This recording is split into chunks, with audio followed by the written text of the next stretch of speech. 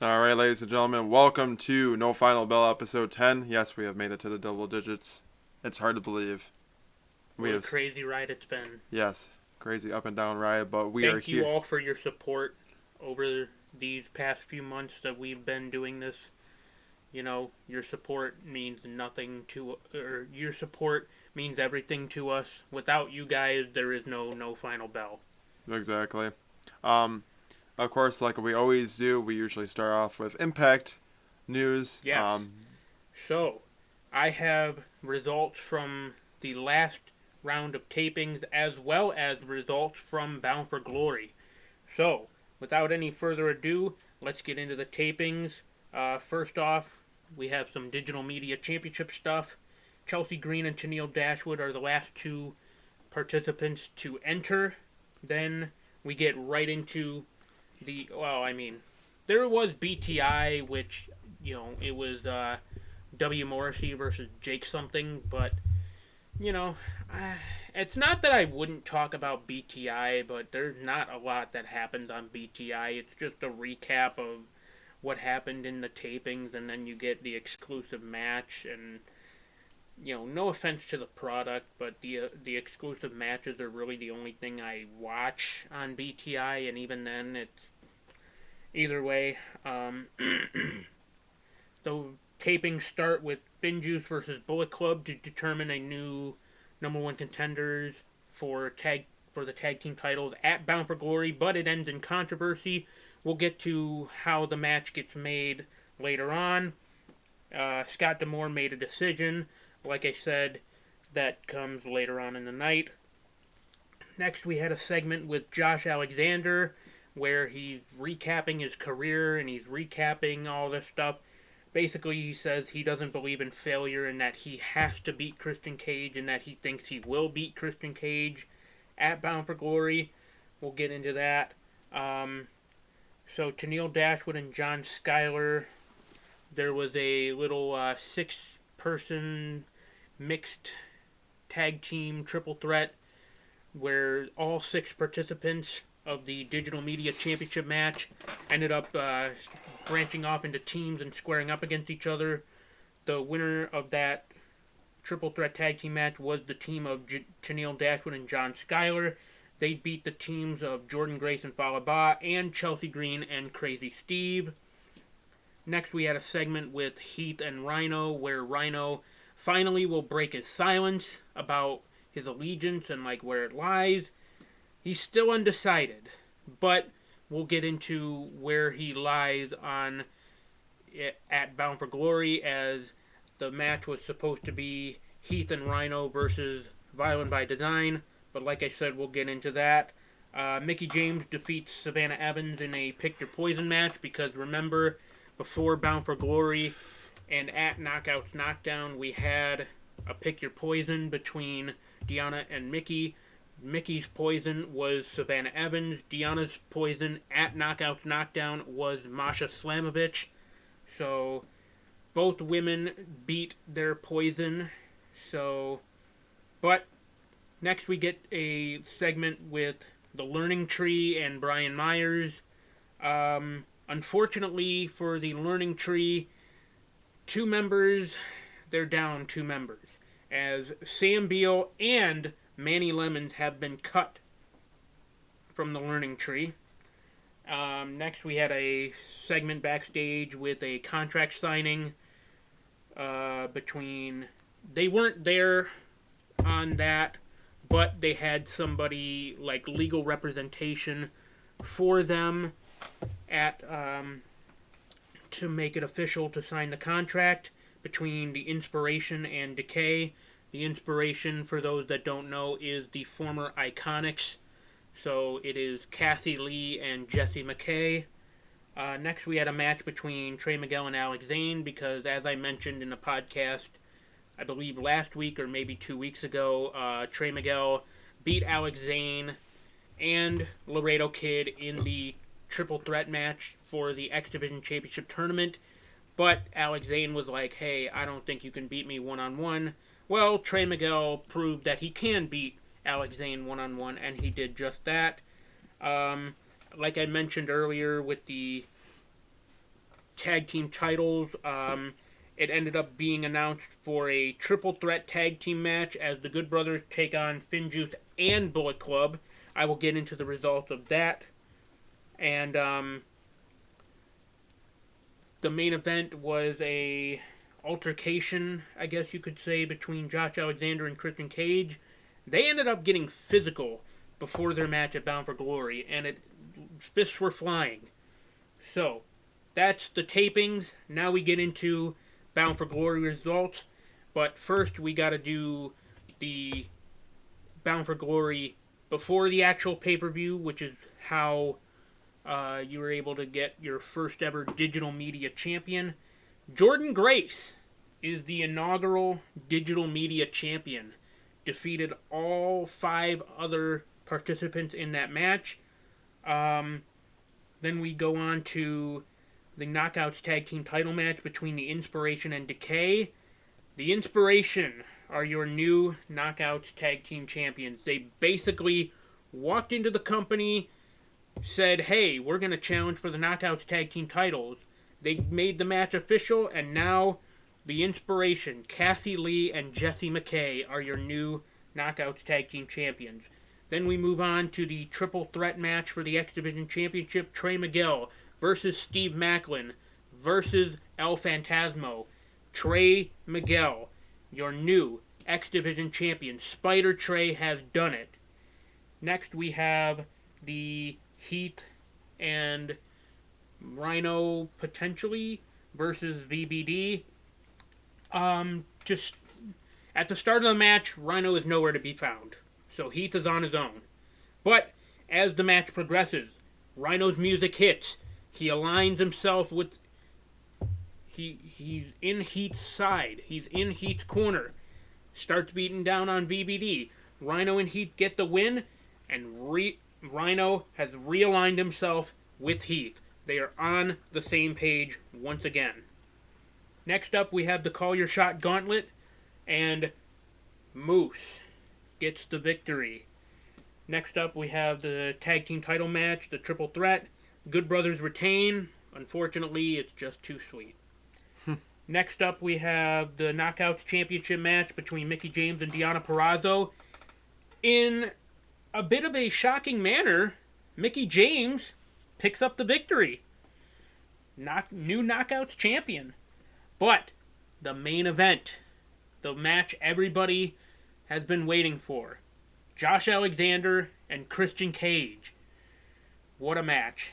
Josh Alexander beats Christian Cage, and he celebrates his big moment with his wife and his son. But the pay-per-view is not over, because Moose calls his shot, beats Josh Alexander at the end of the night, and becomes the new Impact World Champion. What a pay-per-view. What a way to end a pay-per-view. Yeah, I know that's a crazy thing to happen. I mean, what better way to go out and have some mega heat and ruining the biggest moment of your career, taking away the biggest moment that you could have with your family, yourself, your fans. Finally doing it, finally achieving what you set out your whole career to doing, the World Championship. Moose has the biggest title that you can win in your career, especially when you're a man. Yes. Moose has finally grabbed the brass ring and has finally become the Impact World Champion. Because that's the thing too about Moose. He was the TNA World Champion, but he has never held the big one up until now. Well, I will say this now. It all made sense for Moose to win the title. I'm all for this going forward, because now you set up a potential rivalry between Moose and Josh Alexander. That's what I'm thinking is going to happen. You can definitely guarantee that Josh Alexander is out for revenge. Oh yeah.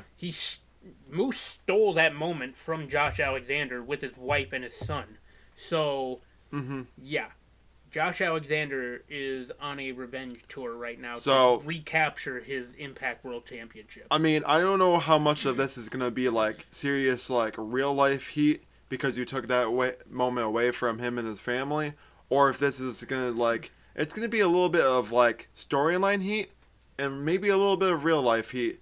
I really, I mean, don't get me wrong. I think Moose being the world champion is a good thing. I'm glad he did it. I knew eventually, he was TNA World Heavyweight Champion. It was only a matter of time that he was going to become the Impact World Champion.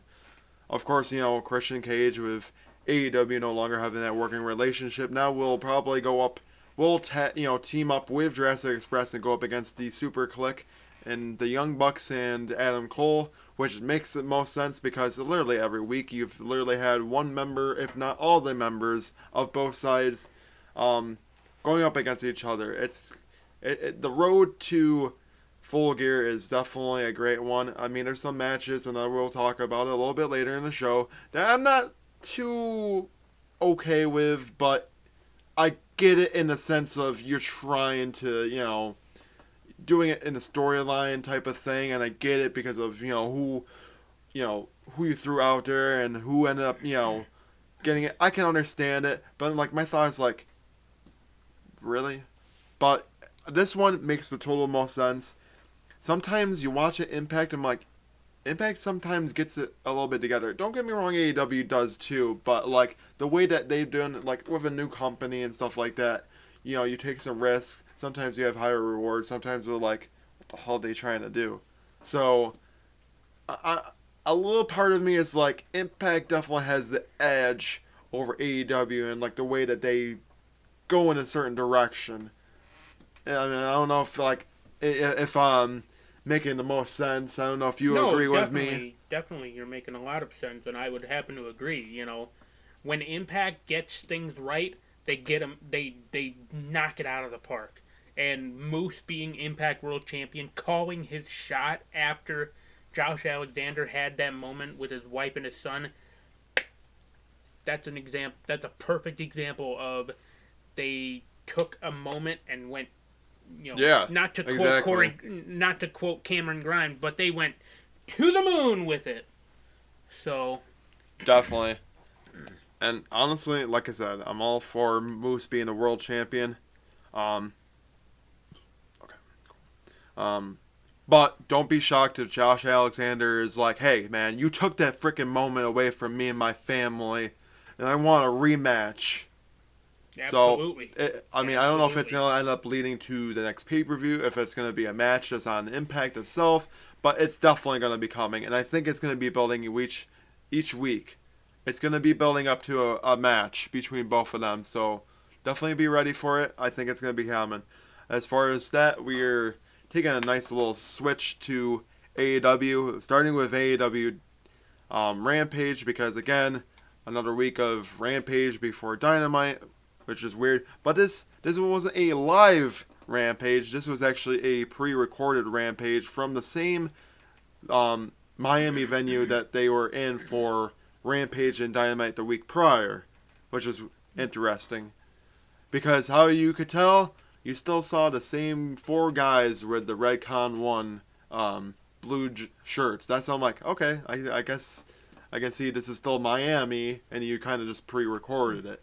But as far as that, Orange Cassidy ends up beating Will Hobbs to move on to the second round of the World Title Tournament. And I hate to keep on quoting Jim Cornette, but he's shitting on Orange Cassidy. He's like, they're really going to give that loser a chance at the world title.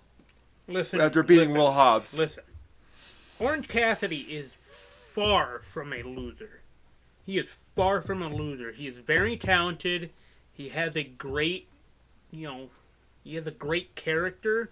If you just can get behind the character, Cornette, you will actually see that Orange Cassidy is very talented. I mean, I know we're taking a big risk bringing up a guy like Cornette who has a lot more years of experience than we do in wrestling. Don't get me wrong. But let me tell you something. I get it, you're an old school wrestling fan, and you see the big guy in Will Hobbs against the little short, scrawny guy in Orange Cassidy. Of course, if this was Vince McMahon's company, he would have pushed Powerhouse. It would be Powerhouse Hobbs beating Orange Cassidy any day of the week, and I get that. I understand it. you have a big guy in Will Hobbs. He looks more of a world champion than Orange Cassidy. I understand that. But AEW don't do things by the book. No. They will push guys that they believe gets the most crowd reaction and which gets the biggest pop. And Orange Cassidy is the one that gets the greatest crowd reaction and the biggest pop. Yeah. So if you hear that, you're gonna put him as a world champion. Not for nothing. Take notes, WWE. That's what you're failing to do. I hate to say it, like, don't get me wrong, I think Will Hobbs can eventually be a champion in AEW. He's got the look, he's got the, I'm not granted saying... he kind of needs a few more years in the ring to really, like, perfect his craft. Yeah. But with enough time, I truly believe that Will Hobbs can become and will become a world champion in AEW. Or any promotion for that matter. Right, exactly. And don't discredit Orange Cassidy. Yeah, I mean, he doesn't look the best in the ring. He's not super flashy, but the thing that he does is just he has that charisma that when he does get going, you better watch the hell out. You're going to take one nasty orange punch to the face. Yeah. I mean, I think that's the most lethal move he has in his arsenal. I've met the man personally. He is not somebody to underestimate. Take his word for it. As far as that, I mean, again, like I said, I know we're going to deep waters talking about it, but Jim, just you gotta give it a chance. I understand you're old school guy. I look at it this way, though. He's probably not going to see this podcast, but even then, like, seriously, just take a chance on Orange Cassidy is all I will say. Right, exactly. Just take a chance on him. Please. And even then, we took a chance 2 years ago when this company first started. Like, we were, like, I'm not even going to sugarcoat it. We were diehard WWE fans for the longest time. Exactly. And then AEW comes around and we're like, hey, why not? New up-and-coming promotion? Let's give it a shot. 2 years later, they are riding the high. Yeah, they are. Yes, they are. And they will continue to grow. They've got a stacked roster. Yeah. And like I said, it continues to get hotter. And it continues to rise as, yes.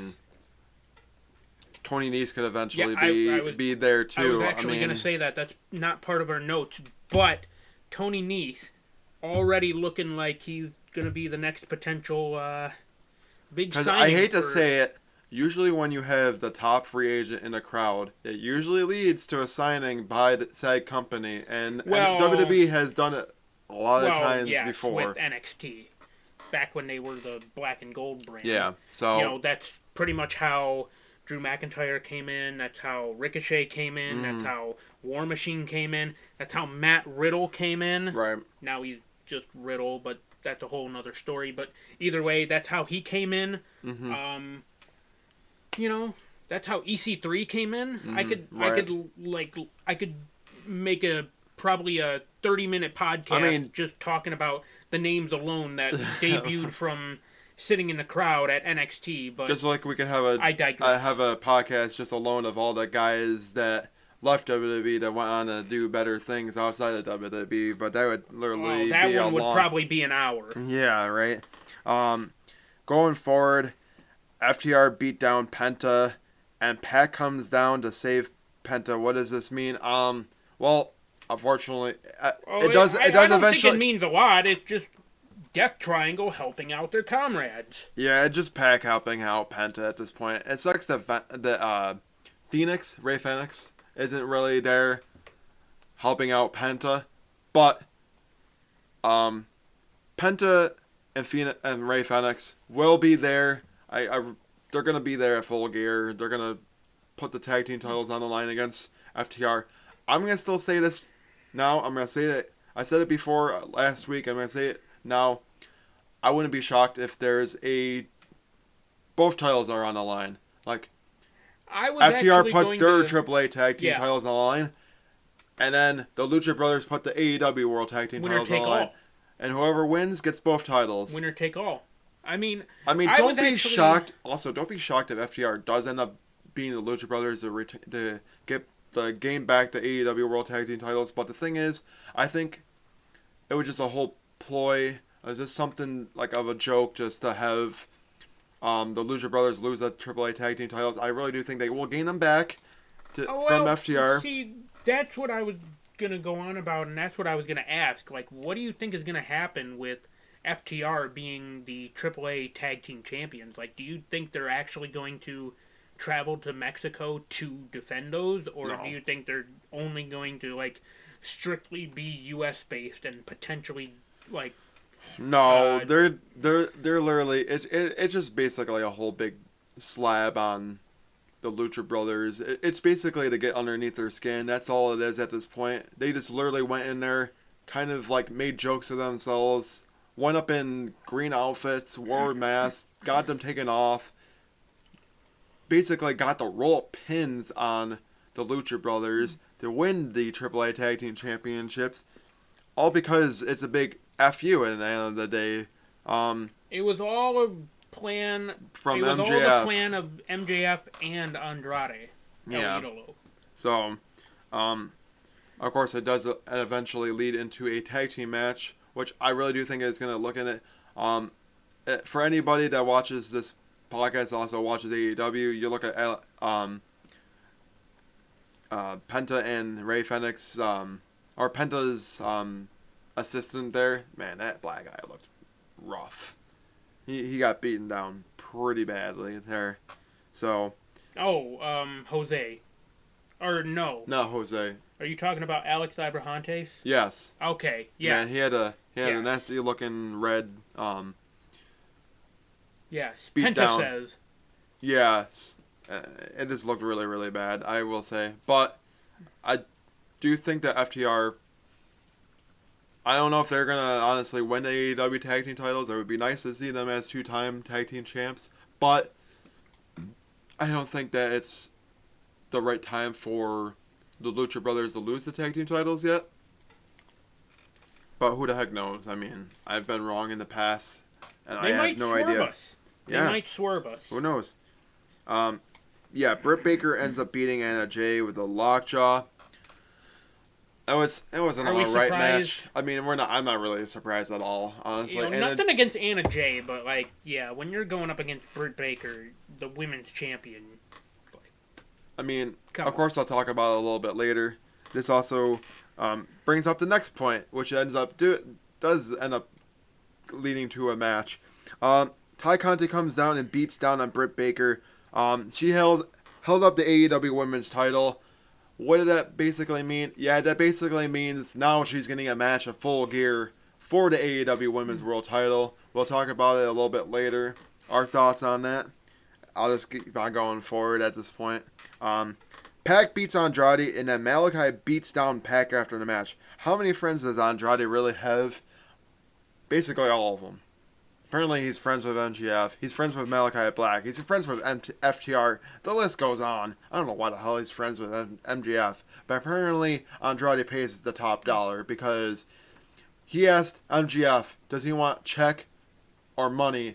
MGF was cocky and said both. You know what Andrade did? He gave him 2 things of a check and cash.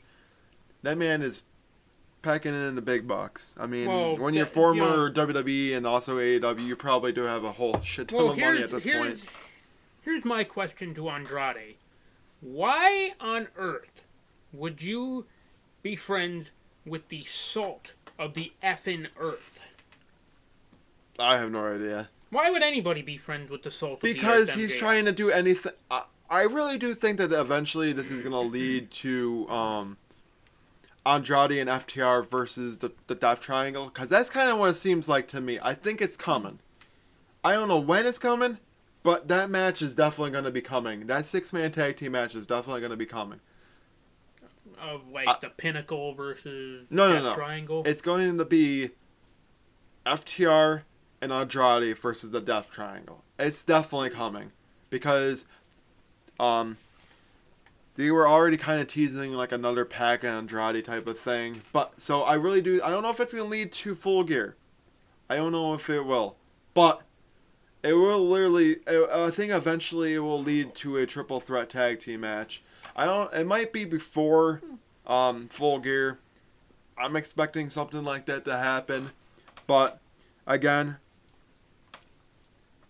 I guess we'll find out how many friends Andrade truly has. Maybe next week he'll come out with a guy that we just didn't even expect to be his good old friend, and we say. Yeah, potentially. So. And well, I just want to address something real quick. I know, 2 weeks ago or so, when I said like, "Oh, who do you think the masked luchadors will be?" When I said potentially AOP, yeah, I was way wrong. But Yeah, you were. but it would be interesting still to see where AOP, the former AOP, could end up. Because I know both men have been released by WWE. So, and as far as I know, they haven't been picked up by any company. So, maybe they're Right. done with wrestling though. Maybe, like, we don't know what's going on with the former AOP. Right. I mean, sometimes when you have that run with WWE, you get a little burnout, and it might be them. They might have to take some time away before they can find themselves again. But who knows? So keep on going on with this whole thing with Andrade and Pac and Penta and all that other stuff. So Cody Rhodes then comes down, beats down on Malachi. I did say and Pac, but I think he just beat down on Malachi. I don't think he actually beat down on Pac. I think he was coming down to beat down on Malachi, the help out Pac, who you know Malachi was coming down to try to beat them down, and then Pac was beating up on Andrade. See, this is where I was saying like Pac was beating down on Andrade, and it was still showing how like they might have the whole thing. So I really do think that there could end up being another match between Pac and Andrade, which is kind of insane. But finally, we're gonna probably get that pay-per-view match we were finally Hopefully, supposed to get at we were supposed Double to or get Nothing. All Out. Oh yeah, that's right, All Out. But it got taken out for freaking QT Marshall and Yeah. Paul White. That right there is just like Yeah. a head scratcher. Like, what are you doing? And not for nothing, if you were gonna put that match anywhere, that should have been saved for Rampage. Yeah, I think so too. But- So I had the question: is Cody Rhodes really showing a tougher side? I think so. I mean, he on Roads to the Top claims that even though he's getting booed, he's still gonna be a babyface to the end of the day. I'm like, I'm sorry. I think you gotta do what is best. But the problem is, what if he was to turn heel and then somehow get cheered? Yeah. It's a tough thing to do in would almost be like- today's wrestling world. It would almost be like the situation of like Roman Reigns and when WWE turned him heel last year. Because, obviously last year WWE didn't have fans in attendance. Mm-hmm. They had the Thunderdome. But even still, there were fans on social media saying, like, finally, WWE has given us what we want in a heel turn for Roman Reigns. And it's like, okay, but you're praising WWE for doing that. So you're actually cheering the bad guy when you should be booing the bad guy. But, I mean, I honestly think that, of course, I have that as another question down below. I'll talk more about Cody Rhodes. But, see, that's the thing, too, about fans of today is, like, they'll cheer and boo whoever they want to cheer and boo. Right. Regardless of whether they're the perceived good guy or perceived bad guy. Right, exactly. I don't know. I think Cody showing kind of the darker side is something for his character. I mean, I will say on Dynamite, he did wear black trunks, which was interesting. I don't think he's actually ever worn those. He's usually worn like blue or the white trunks. He actually wore black, so it kind of showed that he was like kind of an interesting change to his character. Yeah, I think so too. But again, he's still trying to get those Cheers, but I will say, man, Orlando was not being very uh, beneficial to Cody in the sense that every time Malachi Black kicked out, you hear, yeah. And then when he was trying to go for the crossroads once and then did a second crossroads to the pin, everybody was just booing the living crap out of him. But going forward, we actually go into the Dynamite side of things. Bryan Danielson beats Dustin Rhodes to move on to the second round. I mean, it's kind of a given at this point. As much as I would love to see Dustin Rhodes, who has never been a world champion in his lifetime, get it would be cool. But dude, you're like 53 years old. You need to realize that you're kind of past your prime, and I just don't think it's gonna happen at this point. I hate it, Dustin. You'll always have a great career as either a tag team guy or a mid-carder. You never will probably be in that main event Well, it's spotlight. not to say he probably couldn't have a good run as the TNT champion. Right, exactly. I mean, who knows? Maybe he could. But at this point, Justin Rhodes' whole run with AEW is kind of weird. It's like, it's either you pair him up with somebody to be a tag team guy, or you have him go after the TNT title. I don't think it's ever going to be a situation where he'll go after the world title. You can definitely say about Dustin that he will go down as one of the better Intercontinental champions. Yeah. As Goldust, but I'm sure Dustin wants to completely forget about Goldust, which, in a way, you can't really blame him, but at the same time, you also can't argue the fact that Goldust was easily one of the most successful characters he's ever had. Yeah. So, just don't mention Black Rain to Dustin, because that was about to say. That was the darkest time of his life. Yeah, that was also when he was the biggest of his career too. That, obviously Black Rain just didn't work well for him also, so yeah, it's right, exactly. I guess moving forward, again, we were saying FTR to face the Lucha Brothers at Full Gear to try to regain the AEW Tag Team titles, which I don't know if that's gonna exactly happen, but I guess the match in itself makes the most sense. But you have the Young Bucks as the number one contenders right now for the World Tag Team titles. I would hope that eventually there's gonna be a match, maybe like FTR versus Young Bucks. FTR beats the Young Bucks to become the actual number one team. But again, I guess AEW will just do whatever they feel is right. That's why I'm saying, like, I'm kind of scratching my head. I'm like, yeah, but like, you have other people that are like number one contenders, and you're not. Okay. It's just, I don't know. I'm kind of scratching my head about some of the matches heading into Full Gear. I'm like, I think that'll be alright matches, but I'm like, the way that you're going about it, it's kind of like kind of like, had those moments where you kind of shit on it. But like, honestly, I will say this now, there have been a lot of times where I haven't been really like the favorite about a lot of the matches. But you know what? Then I end up watching them like, wow, this is actually a really good match. So yeah, that's the beauty of AEW is like, you look at a match on paper and it's like, oh, this is probably not going to be as good as I expect. Mm-hmm. But then once they actually enter the ring and once they actually get into the action, you're like, holy shit, this is an amazing match. Right, exactly.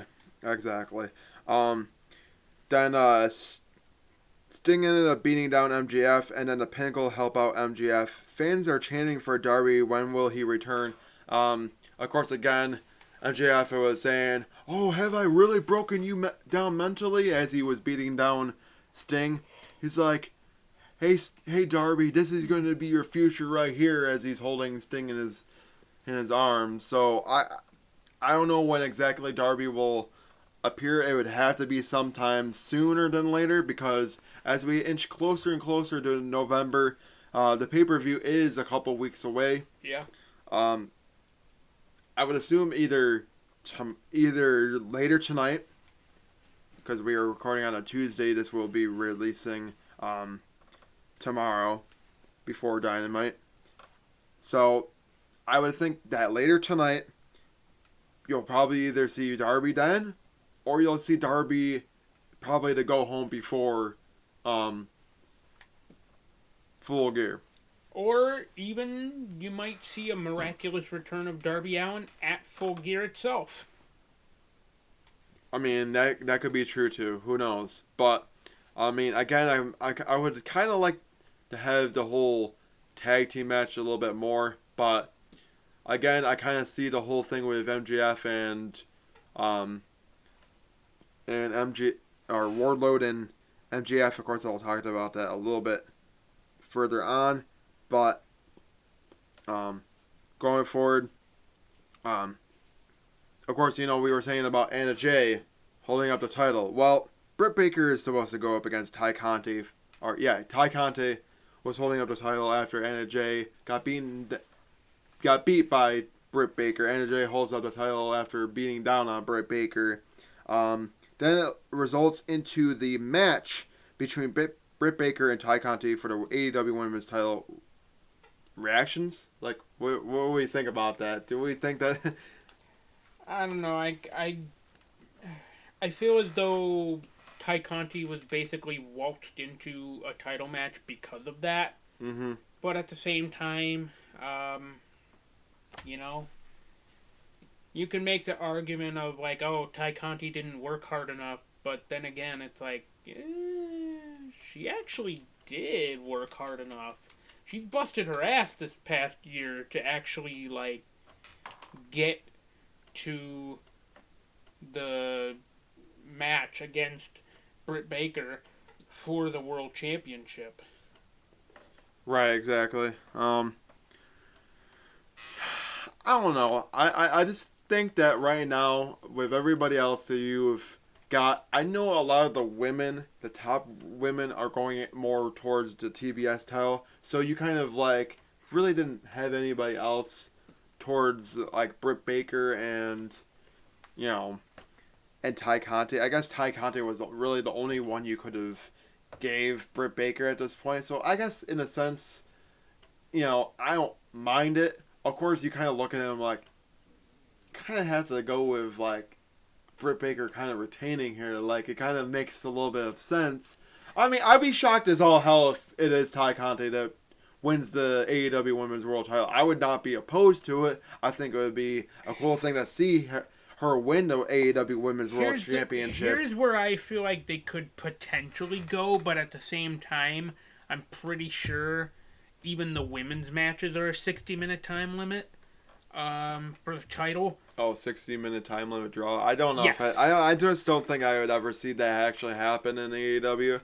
I mean, it'd be cool. I think they could work their asses off to get to the 60-minute time limit draw. Well, then but again, we don't know the conditioning of the women in order to go to a 60-minute draw. Yeah, exactly. I just don't think that they could. Yeah, I mean, that's my only way of how they could potentially protect both women to where, like, you don't have to give Ty Conti the thing is, devastating... You look at it, too, is like Ty Conti doesn't really exactly have the best record in AEW, and Britt Baker has been lights out.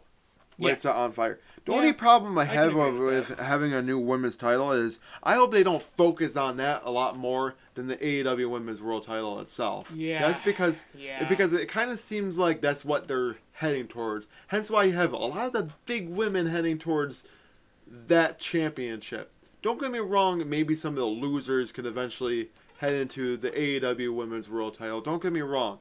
But the thing is, like, you look at it and it's like, oh, really? Ty Conti is, like, the best one you can have against Britt Baker at this point? Like, you mean to tell me you couldn't have had her go up against, I don't know, I mean, I get it, Ruby Soho is in the TBS World title, picture, or the TBS championship picture. Don't get me wrong. I think that she could very well be in the finals, if not win it all, and then become the inaugural TBS champion. But the thing I think is, it would be a good title for her, though. I think it would be a good fit because but the at thing least is, okay, yeah, at least she, yeah, she's not the women's world champion, but right? at least Ruby Soho has a championship I to know. fall So back on. I mean, then if Britt Baker say like does win it, who the hell is next for Britt Baker's AEW World Title? I mean, Yeah, that's a good Women's World question Title. Like, because who else do you have? Who? I mean, unless you had that okay, I'm just gonna say working this now. I know you relationship had, again with I know you even had Thunder Rosa in that yeah. tournament. You mean to tell me that you could have had Thunder Rosa going against Britt Baker? You could have had Jay Cargill, who is one of the top women. Yeah. I know Yeah. she's in that tournament. Who knows? She could very well end up being the inaugural TBS champion. But the thing is, like, you mean to tell me that's the best you could have done? Like, I'm not trying to like crap on Ty Conti. I think she's a really good wrestler. She's a really good workout horse. So is Britt Baker. But the thing is, my reaction is you kind of threw the match together because you really had nobody else. And you were in a tight time crunch, and you had to get something to get together. And that's like, Tony Khan was like, you know what? Let's kind of make a whole different kind of thing, and let's have Ty Conti in there. Honestly, I guess I would have been a little bit better if it was Anna Jay instead of Ty Conti, because Anna Jay has been a little bit more established as a women's wrestler there longer than Ty Conti has. But I guess it was alright to have it, happen eventually. Well, see, here's my thing. If you're gonna have any potential new opponent for Britt Baker, why don't you have But granted, I don't know what the whole thing is if AEW and NWA even still have a working relationship. But what I would do personally, and I think it would be an amazing match regardless of where it happens, whether it be in NWA or AEW, is have Britt Baker go up against Camille, the NWA Women's Champion. They probably don't anymore. I mean, it kind of seems like they're trying to get It away kind of from seems like they're fizzling out, yeah. that Forbidden Door a little bit, but I guess it's all right. You kind of want to focus more on the company within than bringing in a lot of the people from outside companies. And not saying it's not a bad thing. Like, especially not with the New Japan talent that we right. had in. But sometimes you AEW, also want to focus on a lot of the guys you have instead of bringing in guys Exactly. that go up against the guys Yes. that you have on that roster. So, I guess I'm okay with it in the sense of that done. No, don't get me wrong. There was great matches that happened out of that Forbidden Door being wide open, but sometimes Well, I mean, unless you don't count the Impact Forbidden Door being right, open, but because we didn't sometimes get a lot out of that. I know exactly, and then but sometimes you really do have to focus on your inner talent as well. Yeah. So The only notable thing that I can really think of that was cool about the Impact AEW relationship was the fact that Private Party challenged for the Impact Tag Team Championships. But other than that, is right, true. I can definitely agree with what people are saying of oh, the AEW Impact relationship was very one sided. It definitely was because you didn't see Impact talent in AEW, and the only Impact talent that was in AEW was the Good Brothers. Other than that, we hadn't had anybody from Impact showing up in AEW I to know. be oh yeah, I don't hey. understand that. That's probably why Tony Khan was like, let's just cut the cord It off. couldn't.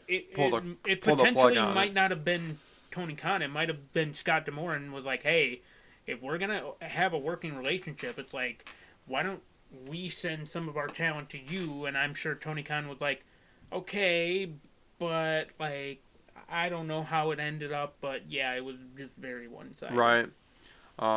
Moving forward, kind of go through these as good as I can. Ruby Soho wins with a roll up after the basically pinned Penelope Ford. We'll roll back there. The brass knuckles get thrown out of the ring. Red Velvet comes down to help out Soho from a 2-on-1 assault. I think eventually it's gonna. I think, if I remember correctly, I think it is gonna lead into a women's tag team match with Ruby Soho and Red Velvet against Penelope Ford and the Bunny. Or if it isn't, I think it definitely will lead into a tag team match. I guess I'm okay with it. I mean, I don't know. So like again, one of those things where like you watch it like okay, like why is Red Velvet going out and saving Ruby Soho out of nowhere? Like it's just it's one of those things where like right now like Tony Khan not really having the EVPs involved with it. It's kind of like I get it. Like you have to kind of start somewhere on your own type of thing, but like come on now, like. Eh.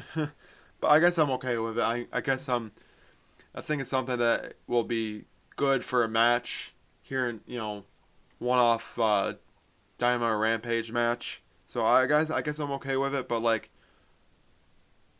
Soho and Red Velvet, they have no real chemistry with each other. That's like having her come out there and save her is kind of like what?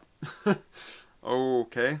Um, Moving forward, MGF signs. I think I found this a little funny. Assigns a accountability to Wardlow and Shawn Spears. I guess MJF is just getting fed up with trying to help out Wardlow as much as he can, even though Wardlow is the one that literally has to save MJF's ass all the time, like he did last Saturday when it was when MJF basically pushed Wardlow to get attacked by Sting's baseball bat there. So, well, actually, with this whole thing, why he signed him an accountability buddy is Wardlow comes up to MJF's like, "Hey man, what was that all about? You kind of just like threw me out in the wolves and you know, you left in a coward." It's like, "Oh, I've been meaning to talk to you about that. And I'm gonna sign you accountability buddy. I'm gonna sign you Shawn Spears," and then just walks away like. So does that mean that no matter what, when Wardlow goes around, he's just gonna have Shawn Spears by his side? I mean, who better than having the chairman, right? I think with that tensions are kind of high between Oh, they really MJF and very well Wardlow. have been quite a long Something time. tells me that Wardlow is going to turn on MJF. That's why I would love to see a tag team match between Wardlow and MJF against the Sting and Darby. So then Wardlow can leave and leave MJF in the middle of the ring to get a beat down by Darby and Sting. That makes sense. It makes It does sense. make sense. But I just don't think that's the way that they're gonna go. I mean, it still could end up being that way, even though it's MGF and Darby. Wardlow, like Sting and Darby or something like that, beat him down, and Wardlow's like, MJF's like Wardlow, and then you see Wardlow walking out, but instead of through the left, he goes through the right, showing that babyface side. I think that could happen, but who the hell knows? So Bobby Fish ends up beating Anthony Green. Then after the match, he kind of looks like he was heading up the ramp. Then he goes back on the ropes and goes back in the ring and starts beating down Anthony Green after the match, showing that he's probably going heel. Well, see, what I was gonna tell you is, watching the Saturday Night Dynamite, from that previous week, he was already showing signs of a heel turn. I mean, getting in the fans' faces, like, and kind of kicking the barricade back, like, do something, kind of thing, in the match against Bryan Danielson. So, he's slowly showing signs of, like, he's gonna go heel. I guess I'm okay with it. I mean, he doesn't really have the I best look at it this track way, record in AEW, and I guess you already have a whole lot of baby faces in itself. So why not have a heel baby, Bobby Fish? I mean, he was already heel in NXT with Yeah, I was just about to say that. I look at it this way: he was a heel when he was in the Undisputed Era, mhm. and then once the Undisputed Era broke up, he was kind of lost in a shuffle, and he was like, well, I guess I'm a babyface now. And Right. it's like, having a face Bobby Fish, I guess could work, but at the same time, it's like that's not really his element. Yeah, Like no. his element is more so being a heel. So just let Bobby Fish be a heel. Right, And that's exactly. exactly what I feel like AEW is starting to plant the seeds on. So, Right, exactly. just run with it. And then afterwards, CM Punk comes down and saves Anthony Green to kind of lead into a and then I said, is he next to face Bobby Fish? Yes, he is actually going up against CM Punk. Later tonight, it's going to be CM Punk So, versus Bobby Fish. my question though is, since Anthony Green was there, where was Stallion Rogers? Because I know they're in a tag team, or I'm not too sure. Who knows? Maybe Stallion Rogers could make his presence felt in AEW, like on Dynamite or whatever. Because I know he was part of the AEW Dark tapings when they were initially in Universal Studios. Mm-hmm. Universal Studios was the host of some more AEW Dark tapings, with the main focus of those tapings being Fuego del Sol and Fuego 2. So, and that was also where we saw Tony Nese. So, Tony Nese is actually getting into the ring for AEW, and you might slowly start to see him show up on like Dynamite and Rampage, but who knows? Yeah, Who knows probably. where Tony Nese will end up, but it's looking like he's actually going to end up in AEW. So, Dante Martin and Leo Rush, they're setting up a tag team match. He said, "Oh well, who's gonna be our?" And then Leo Rush was saying something to Dante Martin. Dante Martin's like, "Hey man," or he's like, "Oh, see, Matt Seidel should have listened to me. You want to know who the best in the world is? It's Dante. He didn't." He never needed that guidance from Matt Seidel. And then Dante's like, whoa, whoa, whoa. Matt Seidel was actually, is a great guy. And then he's like, oh man, you don't need that. You never need his guidance. If you just, take my guidance, good things will come. And then he sets up, you know what? Speaking of Matt Seidel, you know what? Our first opponents are going to be the Seidel brothers. So, what are our thoughts about Leo Rush and Dante Martin going up against the Seidel brothers? First off, I want to know, why the hell was Matt Seidel's brother not even involved with these tag team matches in the first place? He's been kind of inactive for a little bit. But honestly, I'm glad to see Mike Seidel coming back. Right. But going back to Leo Rush, it's literally like Leo Rush is basically, his role right now in AEW is basically the same as when he was the mouthpiece for Bobby Lashley. He is very much just like that hype man, right? That's kind of like pushing these guys to like really become a bigger, better star, and then meanwhile he'll be in that occasional match with them, or whatever. So, but if you think about anything, that thing with Leo Rush and Bobby Lashley led to Bobby Lashley becoming the WWE champion eventually and doing well. My thought is, could we see the same thing with Dante Martin? If not a world champion, definitely a TNT champion.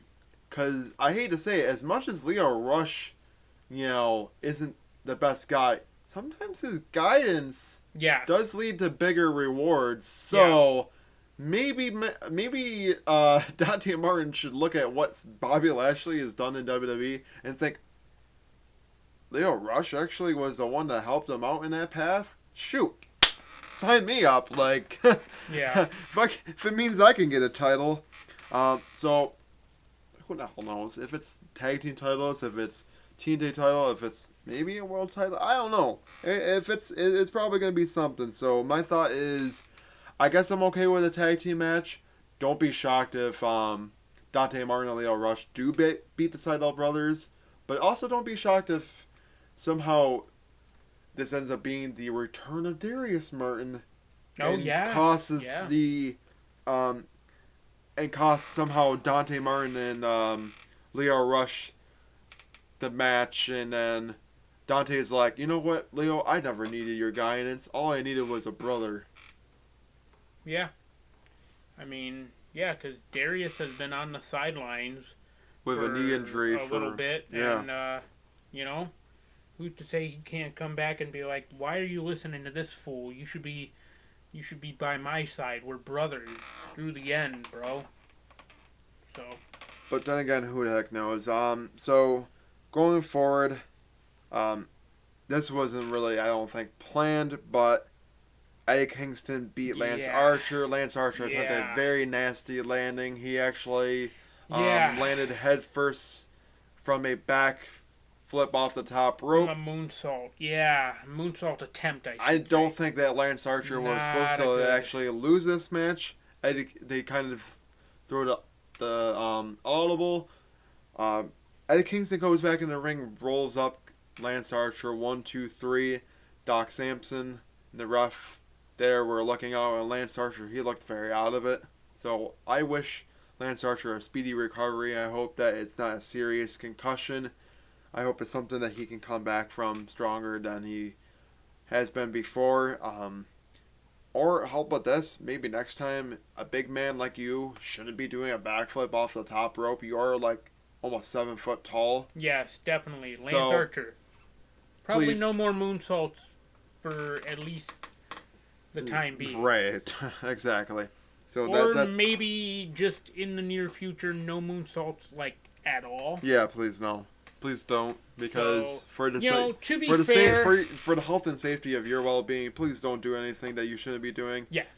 To be fair though, he he has said like, oh, I've done this move like hundreds of times. It was just a. I completely understand that, but at the same time, it's like when you fuck up a move once, you fuck it up multiple times. So at that point, it's like just don't do it anytime Right. soon, or even at all after you screwed it up once. You know, So, I really do feel bad for Lance Archer. Lance Archer is one of those guys that should be a world champion right Yes. now. I'm not gonna lie. He should he be. kind of ruined that push for himself. He has ruined so many opportunities and so many pushes for himself. That's why you just see him more utilized on Dark Elevation. Sometimes on Dynamite, sometimes on Rampage. Well, But I not just to think mention that that.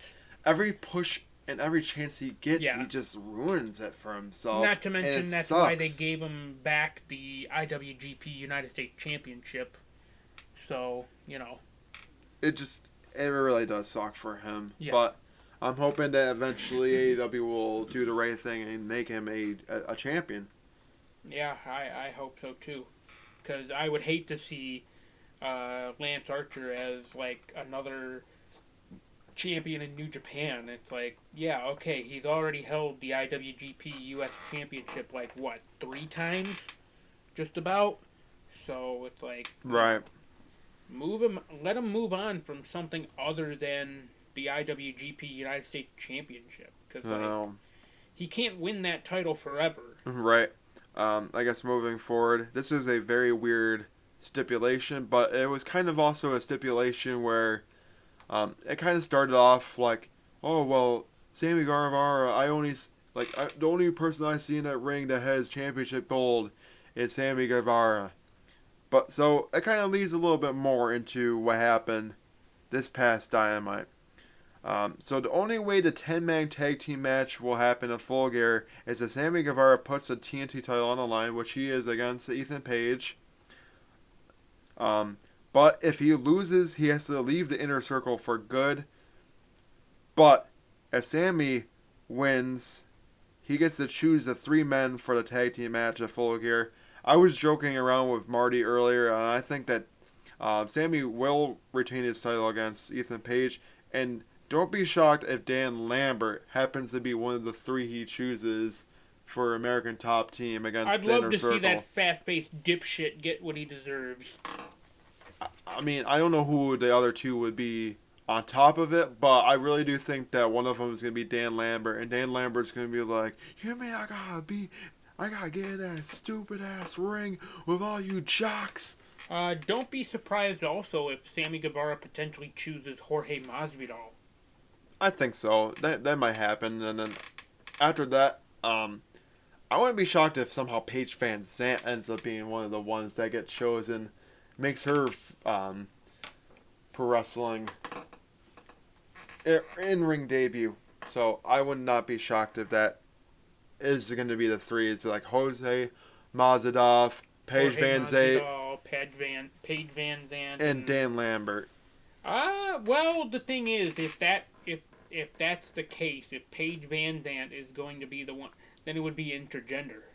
So I don't know if you would necessarily want Paige. Or Van maybe Zandt. not. Maybe not her. Maybe her husband or something. I don't know. Potentially. Yeah. I don't think Junior Dos Santos is gonna be back in that ring. He just looked god awful in his in ring debut. He's still very green. So there was that. But to be fair, he probably didn't have like a lot of pro wrestling training before his first official match in AEW, which, I wouldn't really expect that from him, but at the same time, it's like, if you're going into a big match like that, wouldn't you at least want to have some more professional wrestling training? Right, exactly. And then after all of that, the Inner Circle come down to help out Sammy beat down on the Men of the Year. It's just basically the build up more of, what's going to be coming. And I really do think it's going to be a 10-man tag team match, and it's going to be a good one. I think it's going to be one everybody is going to be raving and talking about for a good amount of time. Then Hangman ends up, this was okay, next is John Moxley says he will win the whole damn tournament. Our thoughts on that. I don't think he's going to win it. I think he's going to be in the finals of the world title. World title more eliminator than likely tournament. will be a finalist. I think he's going to be a finalist, and so is Bryan Danielson. I think John Moxley and Bryan Danielson will be the 2 finalists because I'm pretty sure John Moxley's on one. Actually, he is on one side, and Bryan Danielson is on the right side of the bracket. So it makes all the sense that John Moxley versus Bryan Danielson. I think it's going to happen in Full Gear, and it's going to freaking be one of the matches that I will by far want. Definitely pay money to see. So basically, what's going to happen is John Moxley's going to beat 10, then he's going to beat Orange Cassidy, make it to the finals, and then Bryan Danielson already beat Dustin Rhodes, definitely going to beat Eddie Kingston, and then it's going to be Danielson and Moxley in the finals, and Danielson is going to beat Moxley at Full Gear to become the number 1 contender. Yeah, as much as I would love to see Moxley become the number one contender again, and go up after either Kenny or Heyman and Page, I just think that it's Bryan Danielson's time. He's had one hell of a run so far in AEW. Half of me can even say it's kind of better than the run he had in WWE. Don't get me wrong, he had a great run in 2014. And, led to him being the World Heavyweight Champion. Yeah. Here's the thing, though, about Bryan Danielson that you cannot deny about his WWE run. His WWE run, he's a Grand Slam champion. So, not to mention, he's a multiple-time WWE champion. He was the World Heavyweight Champion. Then he was the WWE Champion. Then he was the WWE World Heavyweight Champion. And then when he came back in WWE in 2018, he became the Planet Champion. So he's technically a 4-time WWE Champion. But even then, that run that he had, his last run with the WWE Championship when he was the Planet's Champion, that was probably the best time in his return, from retirement. Right. So, like, yeah, if anything, if his Planet's Champion run is anything to go by, when he becomes AEW World Champion, it is going to be like he's gonna go on a tour with that championship and just kick some effing heads in. Yeah, I think so too.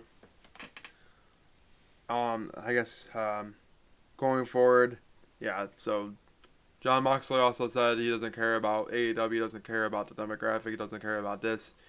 He's basically just doing it for his family, his daughter, and that if he has to hurt some people along the way, then by God, he's gonna go in there and probably do what he did with Wheeler Yuta and try to beat up on everybody. So don't be shocked. But then this one's kind of funny. Hangman speaks with the Dark Order about how they're gonna be wearing costumes. Then he and then John Silver is like, "Oh, I'm gonna be Bambi." I think that was kind of funny. And then they were all like arguing about what kind of costumes they're gonna wear. So it's kind of weird. Like, is Heyman actually there for Dark Order? Or is he kind of like the whole like? I think he's just good friends with the Ty Dark Order. Yeah, I think so too. So it's almost like a Ty Conti situation. Jungle like, Boy ends up beating Brandon Cutler and then calls out someone from the league. It ended up being Adam Cole. He's like, "Oh well, you just shut the hell up," type of thing. And then and then the Young Bucks come into the ring from the backside and then super kick Jungle Boy down, beat him down.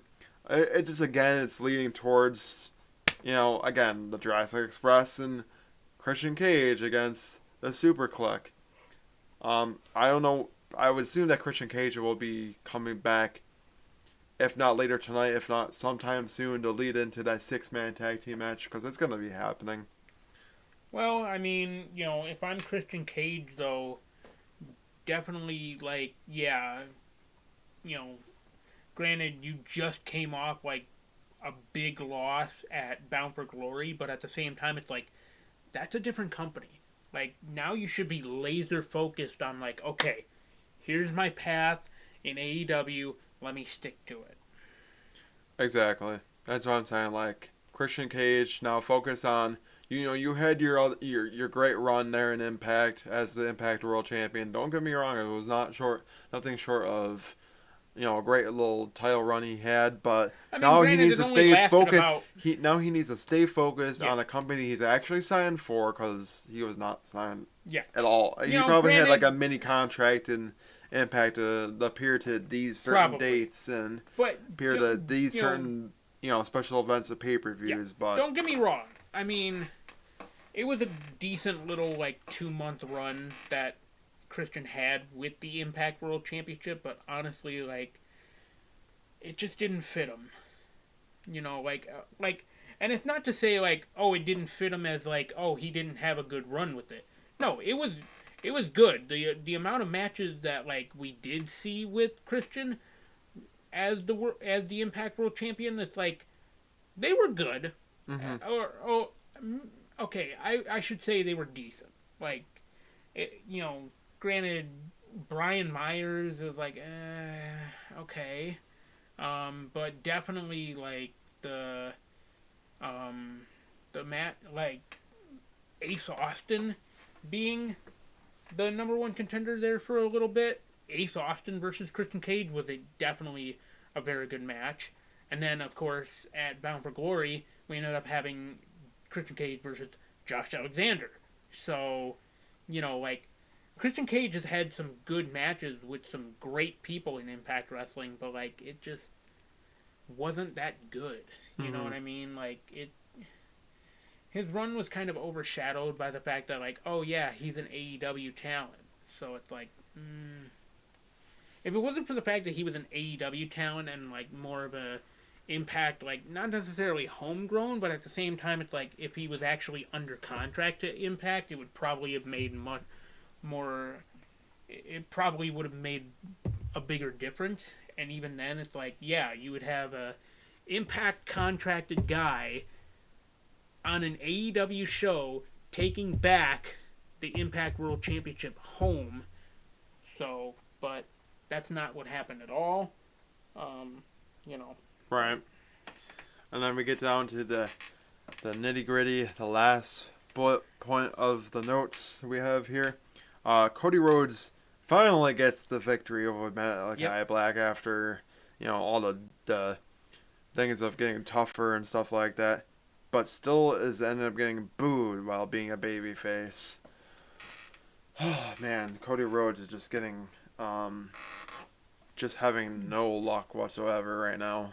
And I don't know if it's just all because of Malachi Black being there, because I honestly totally forgot that I guess he got booed before he put his boots in the ring, so I didn't realize that was happening.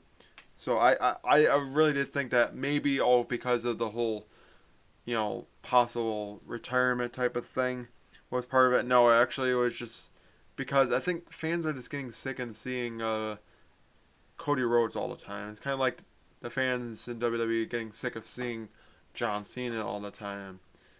At one point they were getting sick of Roman, but kind of now they're liking Roman. It's weird, but I think either Cody Rhodes needs to change his character to being a heel and just what the fans want him to be, Or even Cody embrace the hate,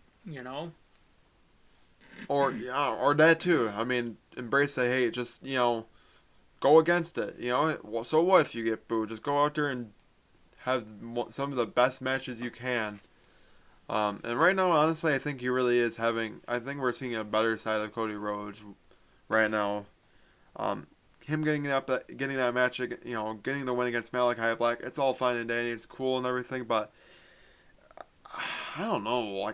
What do you do with Cody Rhodes going forward? Do you have him try to go after after the TNT title? I know he can't physically challenge for the AEW World title, even though I think that's the biggest little bull crap going right now. I know he's staying true to his word, but sometimes you look at it and be like, kind of might have to go up against it. Like, do something new. If it means they have to go after the world title, do it. If it means eventually going after the TNT title, you do it. Or team up with your brother or something like that and go after the world tag team titles. Do something fresh and new, because right now you kind of just digging yourself. Is that 6 feet underground? You're kind of digging yourself 10 feet underground. You're kind of digging yourself even deeper grave than you already do. It just clearly the fans are just not willing to see it. They're ready for a change. They're ready for something different. To see Cody Rhodes literally there every single week doing something, doing this, doing that. They're sick and tired of it now. It's they might have liked it when it was first happening, but now that they have a roster full of all these great guys, it's just Cody Rhodes is kind of fizzling out, and I think Cody Rhodes is too full himself to kind of realize that that's exactly what's happening. I mean, don't get me wrong, on Rhodes to the Top, he was saying oh, I don't know,